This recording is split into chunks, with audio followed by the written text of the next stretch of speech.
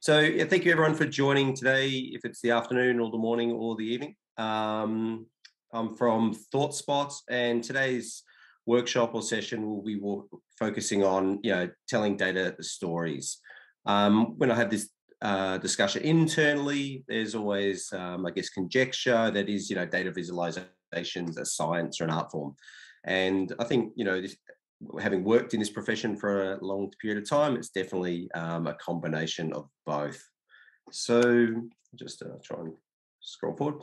So the agenda today, I won't read out the bullet points, but these are the topics that we're going to go through. And in my mind, this is sort of a foundational level session, which can highlight, so all the purpose is to highlight areas of further learnings and investigations. So these are the topics that, over the course of my career that I've seen, common pitfalls when people are either visualizing individual data sets or building dashboards and sharing with users. So hopefully today, everyone will have will learn something, maybe get identified an area of learning that they're interested in delving deeper into. So we'll make a start. As it says here, a long time ago, according to my children, it does feel like whenever I speak to my children, they believe I grew up in the age of horses and carts with no TV and no internet. And they can't really understand how we used to function. So a little bit just about myself. As per my accent, I'm Australian, so I'm currently living in Australia, actually close to Melbourne, but down on the Great Ocean Road. If you've been here, it's a beautiful part of the world. Probably prior to my 3 kids, I have travelled a little bit. When I did actually plot the countries that I've visited, obviously it's quite heavily weighted towards Europe and also Southeast Asia. So my employment history, over the last, I guess, 22, 23 years, these are the companies that I've worked for. I started early in my career in the travel industry, but was focusing on business analytics for Ansett Airlines and Qantas. I actually moved to Sweden and worked for Sabre Travel Networks, a large Sabre distributor. And from that moment on, that's where I've sort of tried to focus a lot of working with software vendors. I've always enjoyed working with software vendors, being able to go and see multiple clients, identify their problems and work with them. And really, over the last 10 years, specializing in the BI and analytics space with 5.5 years at Click and now 3.5 years with ThoughtSpot. So I was one of the primary individuals here in the APJ region. I'm just going to minimize my screen here on the right-hand side. So in building this presentation and also have some of the white papers that I share internally, these are some of the individuals that I've lent heavily on over my career. So if you're definitely interested and if you're not aware of some of these authors, these are those that are really considered experts in this field. So you may or may not have heard of Stephen Hugh, but definitely this is someone I go back to the well with quite often. Brent Dykes I just discovered him recently, actually, via LinkedIn, producing a number of really interesting books on data visualizations and storytelling. These two individuals here, Patrick Lundblad was an ex-colleague at Click and really led a lot of the visualization space and has some really quite easy to digest blogs online. And probably the other expert in this field is Edward Tufte. So just sort of give some references for where you could say some of these opinions are being built upon, and also for yourselves to go and discover a little bit further. And I think just finally, we go here. This is sort of, I always like, to understand the journey. So how do I explain to my kids and, what the journey of my life in IT has sort of looked like, in that, way back when, the first gaming systems that, I sort of started using was the Donkey Kong handhelds. I think I was privileged to sort of navigate through the initial PC world. Our first, I guess it wasn't a PC technically at home, was the Apple II and the Apple IIe. I think my family's always been on the Apple side of the fence. And I do remember at a very young age, obviously, playing Space Invaders and Galaga. And as we navigate through, some of these pivotal moments of, I guess my history in interacting with, computer technology, probably where I sit today. I don't know about yourselves, but, I do find myself when I'm relaxing, I just play, mobile gaming platforms. So I find it quite interesting how over, the course of 30 plus years, the cycle of my gaming has reverted back really to, a similar platform that I started with all this time ago. So before as this session's probably going to be a lot of, this session, me talking quite a little bit. So maybe let's start just with a poll. And I think it's important when we start talking about data stories to really, start understanding who our intended audience is. So I'll just launch the poll here on screen. I'll just try one more time, relaunch. And if you just take a moment and we can just maybe understand a little bit about the audience that's online, if you can, answer which of the generations that you feel that you relate to. It's sort of interesting, I think, that 8 to 16-bit gaming session, Mario and Sonic, probably, as I said, maybe, I was expecting maybe a few more people in the early generations, but also potentially a few more in the later of the, the rise of Sony and Xbox. So I'll just stop sharing this and close the poll. And so you might be wondering, why is this important? And I think from my perspective, the most important part about telling data stories is understanding your audience and who's going to be interacting with the data. And at least if we can't fully understand it, for me, the most important step is attempting to understand the audience. And a process that, I do a lot is talk about personas. And I think even before we go into visualization, let's not jump to what charts or what tables we want or what metrics or what columns we want. Let's not jump to what is our data model. Let's not, jump to where is the data stored.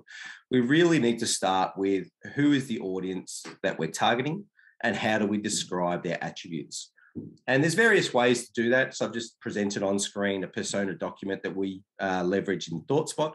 And I find this really, really useful and a artifact that we can use throughout the life cycle of a BI. And so if we just see on screen, I'll just talk to what's here. And, we're looking in the world of financial banking. And so the persona group or group of users, are client directors or personal bankers. So this is capturing at a very high level, just a summary of what they do. And on the right-hand side, again, I'm not asking when we do these interviews with these individuals or discovering these requirements, I'm not asking about, what are the charts that you'd like or what are the data elements that you need. I really want to understand what are the key questions or business problems that this persona group is attempting to answer in their everyday. Because that is where, data visualization is all about. It's enabling frontline staff to be able to ask and answer their own questions and then move on and get back to their day-to-day activities. So these are just some examples in the banker persona, some of the most important high-level problems. So things like, how number of customers, are my portfolios growing, which products are contributing, et cetera, et cetera. And again, this is very high level. This type of activity is, 30 minutes, 40 minutes. And there's two ways that you can approach this. If you're in the data, analytics team, you probably know about a lot of the questions that the frontline staff are asking, because this is what you're building your reports today with. The important thing that I find is, and this is the challenge that I think Gartner's highlighted a lot as well, is that the frontline community often don't ask the majority of their questions. And the primary reason is because they know they're not going to get an answer. And this is the problem that we in the industry are trying to solve. How do we improve data literacy? How do we improve the uptake of our frontline staff so that they can actually ask and answer their own questions? So as part of this discovery, it's not just a focus on what we as the data analyst community know, but it's validating that back to the key SMEs in this area. So trying to understand, okay, what are the questions and problems that you have not asked us? Because this is where the true value of telling data stories really lies. I think the other part of understanding our audience is trying to, quantify how we expect the audience to interact with the data and the storytelling that we're providing. And the importance of this is twofold in that it helps us lay out a plan of organizational change management, because I think I'm sure we've all experienced this, that a lot of the barriers when we roll out new reporting platforms or data analytical tools or even data sets is a lack of understanding of what we've produced. So this is where, just being able to quantify for this persona group, do they have high or low or medium analytical experience? And if we feel that it's low, then obviously we need to start planning activities around change management to increase this literacy. Also, a data set, that if we're giving them a new data set, have they, do they understand what the columns mean? Have they only ever interacted with a static PDF or an extract? So this reporting attributes I find to be very, very beneficial in helping us through this journey of discovery to validation, but now we're into the change management.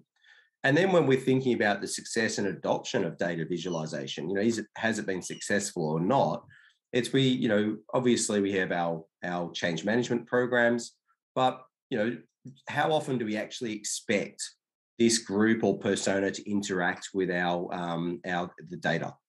If we think it should be weekly and we look at the organizational change management statistics that, this user group is on average coming in monthly, then we're not hitting success. So the important part of data visualization story, again, is understanding who the audience is, what type of change management or learnings we need to help them with, but also, and I think, probably almost more importantly, is being able to define what a successful use of, the data visualization is. So if we expect them to use it weekly and they're coming in daily, then we've overachieved. However, if we expect weekly and they're coming in monthly, then we've not met our success criteria for data visualization. And obviously we can move that from a volume metric of organizational change, of adoption and growth, into some value metrics. So one of these could be duration. So if we can measure how long our frontline users are within the tool doing their analytics and then moving on, we can probably, infer a greater level of success. Also, maybe depending on the tool set, what type of activities the users are doing. So for ThoughtSpot, ThoughtSpot is a tool that's focused on search and providing users the ability to ask and answer their own questions. So, we probably want a proportion of users to move from interacting with pinboards and live boards to start interacting with deeper level features such as, machine learning and search and analytics. I think, for me, when we start this data journey, it's, the first principle that I want you to, remember and take away is this concept of clarification. And again, this is the identify and describing of our target audience. Because from here, this is where we can start identifying what data we need, what are the rules of the data, et cetera, et cetera. What are the best types of visualizations to meet these problems? And without this clarification step, we're really, throwing pinboards at the dartboard in the dark and hoping, my opinion is, that hoping we actually are able to solve the problems of different personas. And if you've got any questions or comments that you'd like to post in the chat, then please do. And I'll sort of periodically check this as we go through. So I'll just have a look now. Cool. So we'll move forward. Before we go to sort of some other principles, because we're sort of talking about our end user audience, I think it's very important at a high level, and I'll preface this that I haven't done any higher education studies into the human brain, but these are principles that we use subconsciously over and over again in data visualization and data storytelling. So this is where I just want to call this out. And again, if this is something of interest, you can, sort of do some further research, or we can have an offline discussion. And this is this concept of human perception. And that, the two concepts that we're focusing on here is a seeing versus thinking. So seeing you can refer to as visual perception, and thinking is cognition. And the way the human brain works is that, from a left to right, the human brain is able to process and remember shapes much, much faster than text. So as we can see here, there's a quote from Alina Wheeler that visuals are processed 60,000 times faster than text. And I think we all understand that when we look at data visualizations that are very heavily focused on tabular data, that when we first look at the representation, we don't get any immediate insights. It's only after we sit and start looking at the individual columns, individual text elements, and start doing manual comparisons that we start getting insights that are meaningful. And the whole purpose of data storytelling is to be able to convey insights to the user so that then they can take action. So this is, again, a fundamental understanding in that the way the human brain works is that we first process shapes.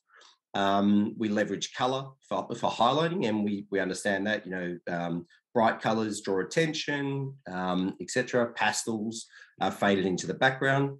And then the effort of decoding the information increases dramatically when we start showing text. So here's a quote from Stephen Hue, which I won't read out, but again, the goal, just to reiterate, is we want to be able to provide insights to our identified user community that they're able to decode, and importantly, the important step, be able to take action on any insights that are found.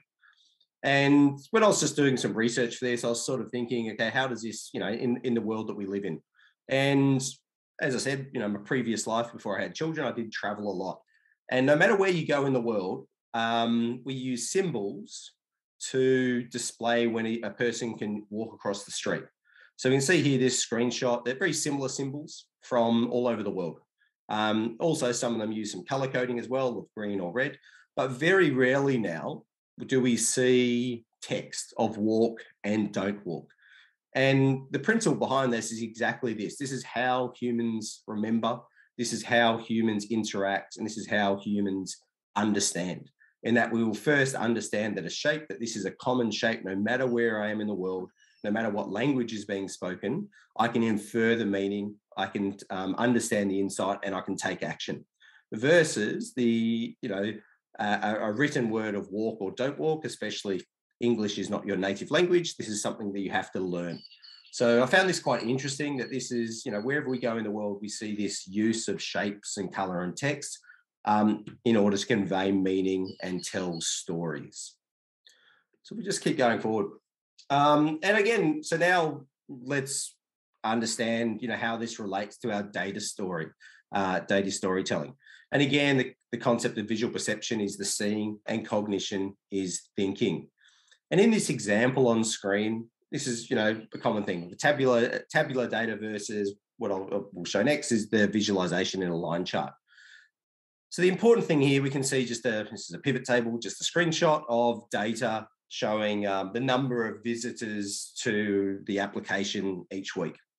So this is correct information in that we have, if the requirement was I need to be able to track weekly users to my website. So this table is meeting that basic requirement. However, from this, I've now got to use much deeper cognition to start inferring insights. For example, from the table, it's very difficult to understand what is the trend. Is this going up? Is this going down? I have to, physically look at each of these values of 334. So we've gone up 5, we've dropped down nearly 100, we've dropped down again. But from this, I can't really infer what is this ratio without doing the maths in my head. Also, from tabular data, what are the inflection points? So I've got to remember each data point and have a look. So I can see here that, the week of the 27th of the 12th is an inflection point, that we've gone down and then we've gone back up. So we can see an inflection point. So this is the point of, again, data storytelling. So how do we move this correct representation of the data in that it meets the business requirements, but we want to move the processing from thinking, and we want to move that to perception. And as I'm sure everyone on this call is aware, we do that through visualizations. And so exactly, again, the same data is displayed, but rather than showing it in the tabular format, we are now showing it in a visual representation. And in this example, it's a line chart. This obviously could be a bar chart as well, or some type of column chart. And immediately we can see without having to actually process the numbers. So with the visualization, I really don't care immediately about what the numbers are. And as we'll discuss in the future, potentially you could remove the data points from this visualization. But we can see how the trend of users has changed over the last 4 weeks or the last 6 weeks in this data set. And it sort of dipped down and recovered.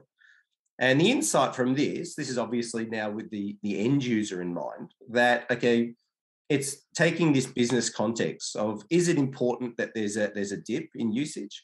And is it important about this inflection point?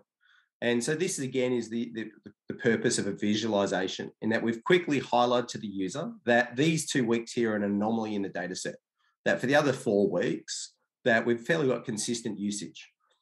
And what we can see, obviously, with the dates, this is around the Christmas period. So I know then, as an end user with a hat of, say, a customer success manager, that this type of dip is actually not something that I need to take action on.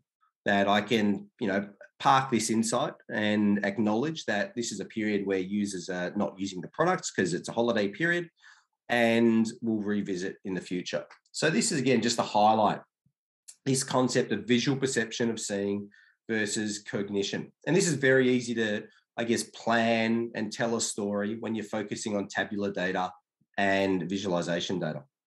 So we just move forward, and I won't read out this entire slide here, but essentially the important step is this also applies when we're comparing different visualization types. And so many tools have a concept of best fit visualization, which I like, but also don't like, in that this is an algorithm that's being decided by the tool, that according to this data set, this is the type of visualization that we feel that is most appropriate. So on the right-hand side, this is the data. So again, just think of a customer success manager role, and that users are interacting with our platform. In this example, this is interacting with ThoughtSpot. So these are high-level categories of what users can and can't do, and their actions. So for me, when thinking of a best fit, so if I plug this data into a tool, I'll probably get some type of bar chart back, or maybe a stacked bar chart or a line bar chart, which is good. But at the same time, this is the role of the data analyst, is how do we ensure that we're telling the right story for this data? And again, this all, for me, just to reiterate, it always comes back to understanding the objective. So who is the target persona? And in this example, this data is being surfaced to a customer success manager. And what are their primary objectives? And here it's really about how are users using the ThoughtSpot product. So which high-level features are being used the most? Is this changing over time? How are we comparing this type of feature to the whole, etc.? And once again, just to reiterate, telling data sources is the target persona. And then we need to determine a criteria. I'm just trying to move the bar here. The criteria for measuring the best fit. And I think this is where an automated selection by tools doesn't consider the criteria of the audience. So in this example here, as I'm thinking about this data set, I understand that the objective is how are users using ThoughtSpot. But the next level down from that, from our audience, and this is why, again, it's important to really understand that target persona, is these are the criteria that, as a data analyst, I'm determining a best fit of how best to tell this story. So, how are the segments contributing to the whole? So what's the ratio of this segment versus the entire? What is the value of each segment? Can we compare a segment against each other? Can we rank it? And importantly, again, this always comes back to taking action. So as we discussed, it's very difficult with a table to start taking these next level insights to take action. And this is where, we can start selecting a visualization. And I think, if you've worked in the data industry for a long time, it's, do you use a pie chart or not? So in this example, I'll just demonstrate a best fit that potentially could select the pie chart versus, a column or a bar chart. And again, using this criteria, this is where that we as the data analyst or even as the end user consumer can select the best fit, not based upon what the algorithm, the software is, but based upon the criteria, the problem that we're trying to solve. So once we have our criteria, this is sort of, in my opinion, which of the tools best meets that criteria for the objective. So if we're thinking of just the criteria of being able to compare a segment to an entirety, that's the purpose of a pie chart. So if that was our only criteria, that's where you'd make a selection of a pie chart. However, the other two criteria of comparing the value of one segment, but also to the other segments, a pie chart is very, very difficult to do this. And again, the reason goes back to the way the human brain works, is that it's very difficult for the human brain to decode the concepts of area and angles and perimeter. Like, for example, I know by looking at this that this blue is smaller than the light green and larger than the dark green. But is it a third of the size? Is it half the size? It's very difficult to infer ratios. So the only way to really get this knowledge is to, again, start adding text and context to our visualization. So now we're moving from our visual perception and we're having to use cognition to understand how much bigger is the blue segment versus smaller than the light green and vice versa. Whereas when we use a bar chart, the human brain can much easily interpret straight lines, in that we can sort of see here that search is, sort of 2/3 of the way along in comparison to pinboard interaction. So again, in my mind, if we're thinking of the best fit visualization in order to convey this message, I would probably lean towards the bar chart. And again, the fourth criteria of, okay, what is the concept of a best fit visualization? Is this ranking? So I think this is just an important thing to highlight, that obviously we need to understand the concepts of visual perception versus cognition. I think it's very easily to demonstrate that text is much slower than a visualization. But as part of our data storing journey or data storytelling journey, I think it's very, very important to question the best fit visualizations that come back from products. Is that the product will take an algorithm and go, according to the profile of this data, we feel that this is the best fit. But the product itself won't necessarily understand the context or the business problems that we're really trying to convey to the audience. So again, just to reiterate, this is this concept of understanding your audience. So we'll keep moving forward and just tracking to time. Probably the next, principle that, I think about a lot in my data visualization storytelling is the concept of simplification. And Edward, I like this, where I like the Edward Tufte's concept of data ink. So it's an abstract idea if you've not heard of it, but essentially what Edward Tufte is proposing is that in your visualizations only include ink, which could be a line, it could be a number, it could be the area of a chart, but just think of a blank canvas and we're writing with a pen that has meaning. And so ideally, this is a concept of a ratio of 1, in that every aspect that's in the visualization has meaning to the user. And from a storytelling perspective, you should be able to remove lines or data point information without losing meaning. So this is where it becomes, I think, somewhat of an art form. But I think this is important through the simplification. And we can just have a look at this in practice. So assuming we have the following requirements, I want to track weekly active users again with a focus on growing or declining, understand the volume of change, and identify when changes occurred. So this is the objective that we're trying to achieve with our storytelling. And I've built a chart, and this is sort of, as I said, this is this first best fit visualization that the tool gave me. So we can see here it's correct in that we have a bar chart, we've got weekly users, and we've got data points, we've got a trend line. But in my mind, this is relatively low data ink. And the reason for this is we can see here these grid lines. Might be a little bit difficult to see on the screen, but we've got X and Y axes grid lines. So these grid lines aren't actually, I can remove them and I don't actually lose any understanding of my visualization. So this is this concept of data ink, that which components of a visualization can we remove without the user losing understanding. So on the left-hand side, the whole concept here, this is low data ink because we've still included grid lines. The right-hand sides, we've got a higher data ink because the ink that's being used on the screen is conveying meaning to the users. So potentially, and this is a case of, when is too far with this concept. The third item here, and this is a little bit where you start thinking of opinion, is do we actually need to include the data points? So for my initial, visualization, I want to focus the user on what the weekly active users are and how is it trending. And in my opinion, this is what this middle chart is doing. The user can then, we're not removing cognition, from our data storing journey at all. But now that I've been able to focus on, what is the trend? Is it going up or down? I might now be interested in, okay, what are specific data points? So yes, I could infer that from the legend and on the y-axis, or most tools also have tooltips. So when you hover over a bar, you get actual values. But this is this question of, your data storytelling. When is too far? That another one, do we really need this trend line? Is it adding value or not? So these are the points that when you're, built your data visualizations, again, who is the audience? What's the objective of what we're trying to achieve? Which elements can we remove without losing understanding and meaning? And again, potentially at some point you might go too far. And this is, I guess, a level of conjecture. So that's simplification.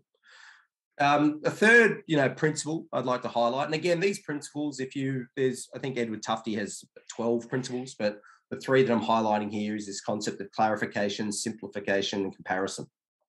So comparison is something we do a lot of in data visualization, and obviously this is this side-by-side comparison. So it's very, very difficult for individuals to remember a state.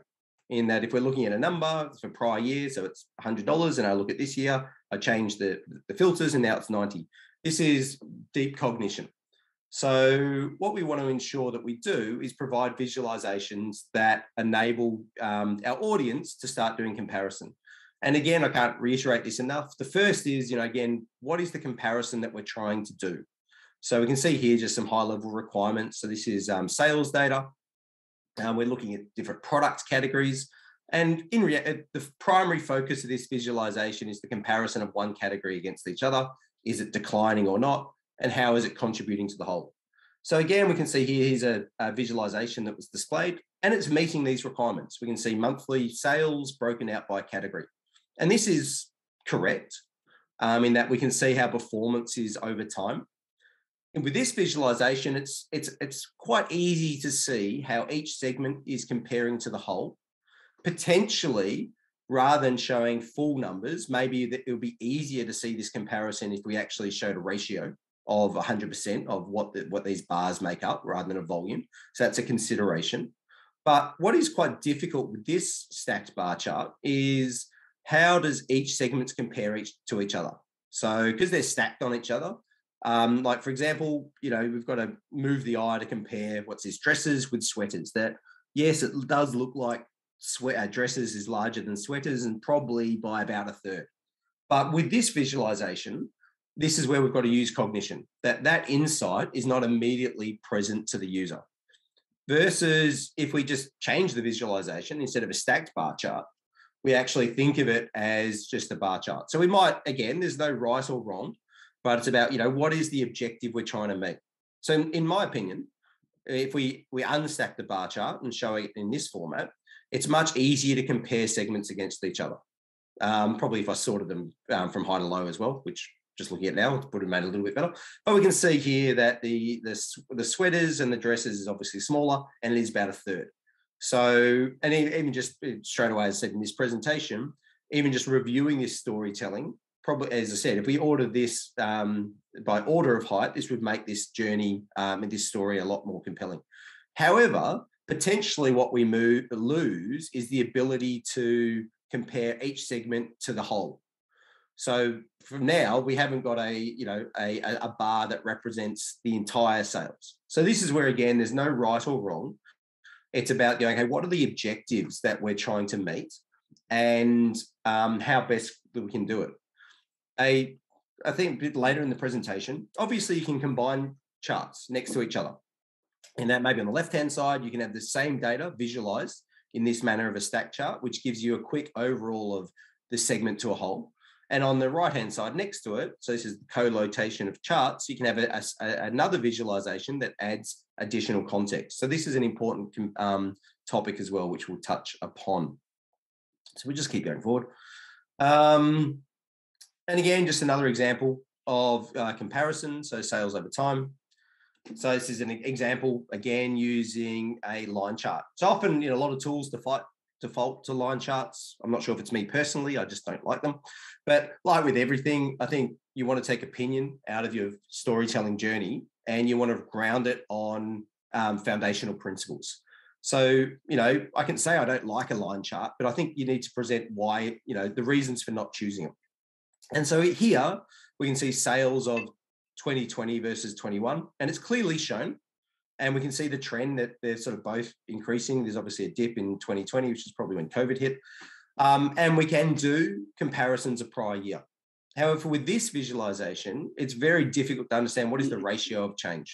So this is where we've got to move from visual perception to cognition. Versus, and again, I do like bar charts, is that with the bar chart here, we still have the same data points, but we can start getting these ratios because they're stacked next to each other. So we can see that, 2020 in December versus 2021 is almost double. So yes, we could change, again, we could change this from actual figures to ratios to get the actual numbers. But you can see here that personally, that I find in order to meet this objective of sales over time and comparison of each month, I feel that a bar chart does that data visualization story better in that I can have a look at the trend and I can take action. The other part, which we'll sort of touch on as we move forward, is also the concept of color. So in this example, they're a little bit brighter than I'd probably do just for the presentation in that, we want to focus the eye on the current year. So this is where we're using color to highlight the current year and then sort of a gray dull color for the prior year.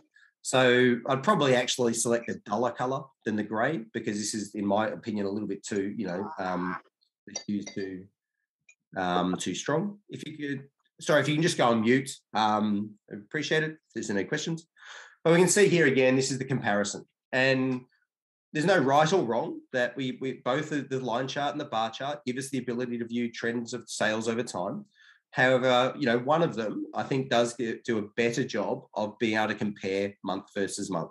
So again, this is the principle of compare and something to think about in your data journey. What is the target audience? What is the business objective we're trying to achieve? And what is the most appropriate visualization that meets that?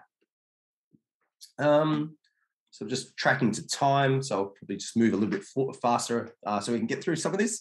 I think the other important one, so we've gone through 3 principles that, as I said, Edward Tufte, I think it's 12 or 10, I can never remember, does change. So let's focus a little bit on color and hue and intensity. And I think this is something that Stephen Hugh really does talk about a lot in a lot of his online material, training courses and books. And I think I've tried to demonstrate this a little bit through this presentation, that we want to use color to make things stand out. So this is an example of, on the left, these 2 charts are related and the 2 on the right are related as well.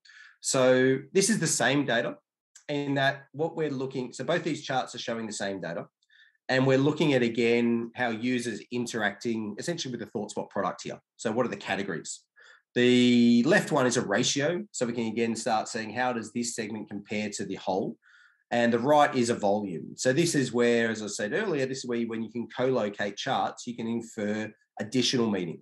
That this gives us volume of trend over time, and this also gives us the effective ratio. So on the left-hand side, I've made conscientious decisions about color. So firstly, when we look at these charts, I've used the bold colors to focus the eye on actions that I feel are the most important. So the sort of the blue is search. So in ThoughtSpot, a lot of we want to focus a lot of search. So is our concept of search growing or declining? So we want the eye to sort of focus here. Then also use the green color palette to group together similar type interaction. So in this scenario here, all the greens are relating to pinboard interactions. So they're all different, but they're all related. So this is where we're using color to give that indication that these actions are all similar.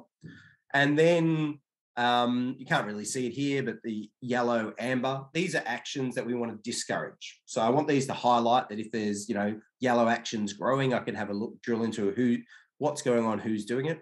And the gray, which you can see is nearly a third of the actions, these are ones that I don't consider important. And again, by not considering them important, this is in the role of a customer success manager. So in this role, I just want to understand how users are using the product, what are they using, and how can they improve adoption. That does not mean these actions are not important to other personas. It's just for the customer success manager persona, I don't see them as important. On the right-hand side is the exact same data. Excuse me. And this is where, so again, you have to question technology's concept of best fit. So the best fit is chosen, the similar charts is fine, but then these are the default color schemes. As usually when in a tool, you can set up a default color palette for the client. But for me, and this is this confuses attention, whereas the one on the left focuses attention, in that there's a lot of bright colors. So when I first look at it, and you can test this by looking away from the screen or looking back at the screen, where is the eye focusing? Which segments are important? So there's no differentiate. I think actually, I'm not even sure which ones. Other is the light blue, but it does blend into Pinboard Explore. So it's very difficult to discern what the other are. And again, that other is not really important. Also, there's relationship of blue hues. So that implies that these are related. But these categories really have nothing to do with each other. That an other category has nothing to do with search. So this is, quite, I think, an important example of how we can use both color hue, which is the color itself, and the intensity of the color to focus attention. That again, on the left-hand side, in the principles that I've applied, that this focuses attention on what I think the important aspects of this data story are for the customer success manager. The right-hand side, it confuses it, and I can still get the information, but again, this is where I've got to use cognition. That I've got to have a look at each category and drill in. Just have a look if we've got a question. That's a valid question of why show data that's unimportant at all. So I could have excluded other here. Just in this example, it's unimportant. Again, it's about the role of the customer success manager. That there is value in knowing that the users are doing these actions. But in this persona, I don't care so much initially about what this is. So that's a very valid point. I could have excluded other totally and just focused on the primary actions. And I think, that's a very valid statement. Potentially, I'm just thinking about it now, I could, probably refactor our live boards and remove that. Again, because just to reiterate, it goes back to knowing your audience, that if the customer success manager doesn't care about other, then why have it there at all? And I think that's a really valid question. So thank you for asking. Yeah, so I won't talk to these data points. Just reiterates what we have on screen. So we'll just keep moving forward. We are coming up to time. So I think the other important one, and this is something that does get, I believe, forgotten a lot. So I'm not colorblind, but nearly 8% of men, so nearly 1 in 10 men are colorblind to some degree. And women have a much lower ratio. So the advantage is having 2 X chromosomes versus an X and Y chromosome. So in this data storing journey, we need to make sure that the selection of color doesn't make the chart ambiguous or incomprehensible to a proportion of users in your audience. So this is not about, you don't go out and interview your users to find who's colorblind or not. It's about ensuring that we make intelligent design decisions. So I really like this website here, colorbrewer2.org. Not sure what happened to colorbrewer, just .org. But this demonstrates a lot of color palettes that you can use. But the other part as well is not just to rely just on color to show an indicator, but also to use shapes. And as we talked about at the start, the first thing that the human brain interprets is a shape. So we can see here on the left-hand side, just a straight table, and we're just showing variance. And potentially there's probably people on this call that can't see the difference in these colors because of these ratios.